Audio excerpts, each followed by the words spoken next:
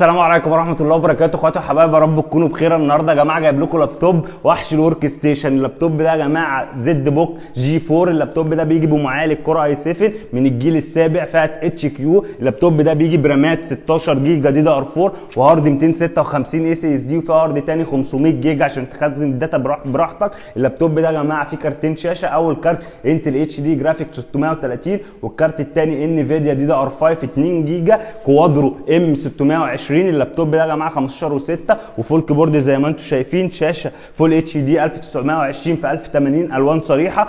اللابتوب يا جماعه فيه بصمه، واللابتوب حالته زيرو في كل المداخل اللي انت هتحتاجها. اللابتوب فيه 3 مداخل يو اس بي 3 مش 2، وفي مدخل اتش دي ام اي، وفي مدخلين تايب سي، وفي مدخل فيجا ومدخل لان، وفي مكان للكارت الميموري. اللابتوب بحاله الزيرو زي ما انتم شايفين، حاجه بسم الله ما شاء الله كانك بتشتري جهاز جديد بالفعل. اللابتوب فوق الممتاز وسعره فوق الممتاز. بتيجي تستلمه من عندي بهديه شنطه وماوس وستيكر عربي، ده بسلمه لك مع الجهاز، والشاحن الاوريجينال وكابل باور الاوريجينال. ده الشاحن الاوريجينال بتاع الجهاز والكابل باور الاوريجينال. الجهاز يا جماعه حالته فوق الممتاز، حاجه بسم الله ما شاء الله من شركه سي ان سي، كانك بتشتري لاب جديد بالفعل. حالات كلها بسم الله ما شاء الله. الكيبورد باك لايت. لو انت مهتم اكتب تم وهتسمع سعر ما حصلش من شركه سي ان سي. شكرا.